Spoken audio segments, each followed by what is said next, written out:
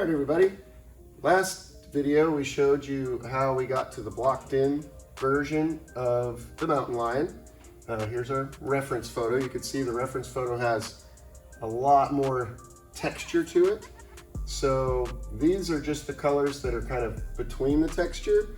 Now I'm going to show you how I do the texturing and the detailing to make it look a lot more like the photograph. Today, for the first part of the texture, I've got this little cheapest 2-inch disposable brush I could find. If you look really close, it's pretty straggly. And straggly on the brush is actually good. It serves the purpose. It gives us a lot of that kind of hair look. And if you kind of dip the brush in the paint on the side, you can just get a few of the hairs wet with paint, and then you can just paint with those, and it's going to give us that texture we're looking for.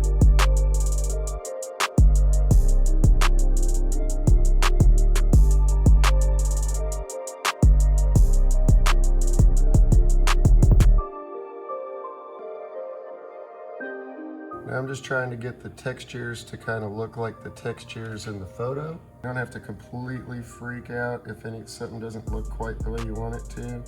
Got a couple parts that got thick, but I could go back and fix that later. All right, so went around, dry brushed, fiddled with it till I kind of liked it. The trick is you don't want to go so overboard with it that you overwork it. So one thing is this is really rough after you do the dry brushing. And if we were to just keep airbrushing, later on when you clear coat it, it would be all rough and look like there was trash in it and it'd be terrible. So bust out usually a piece of 800 grit, then I'll go in here and knock it down. I kind of normally like to sand the direction of the grain of the fur. And I don't go too crazy because all I'm trying to do is knock the high spots off, so that later when we go to clear it, it can look smooth and not like a total mess. So now we're gonna actually start to do a little bit of airbrushing.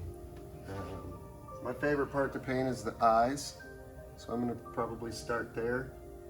There's a little bit of green tones and some yellow tones and stuff in there. So I'm gonna put a little bit of the color so that it's ready for us to kind of build up the rest of it later. From there, we'll start putting some color in the fur.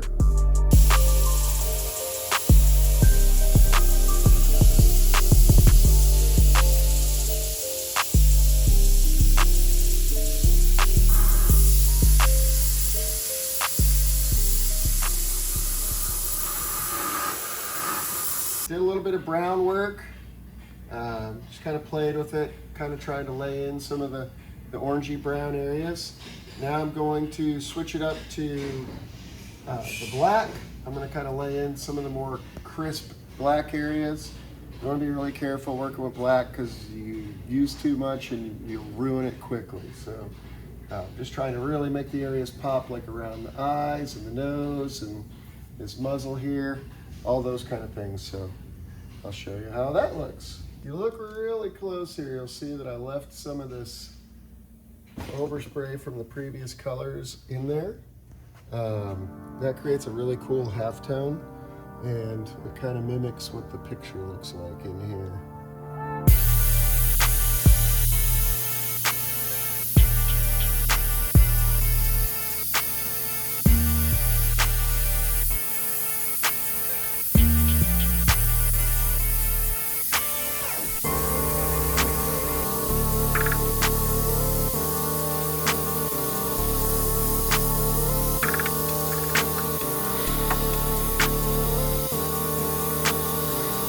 Well, laid in some of the dark color. It's almost black. Got a bit of the texture the way I want it to look, but now there's a few spots that I really need to lighten up. So I'm gonna go ahead and do some off-white, kind of bring some of the areas out the way I want to bring them out, add a few more details, and then we'll kind of play around with color after we get that done. So you can check this part out.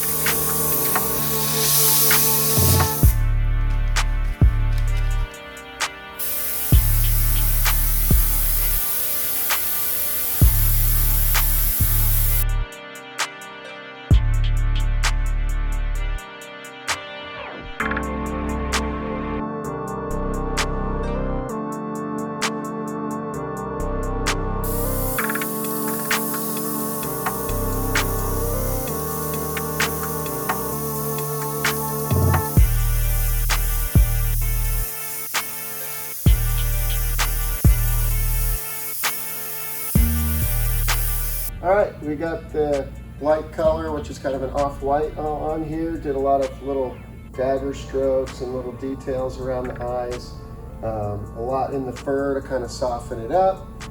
Any areas that I saw that I kind of want to lighten the tones up, like especially in here, if we do the dark color underneath and then come back with the light color, it kind of gives us that soft, translucent look to it, which is cool.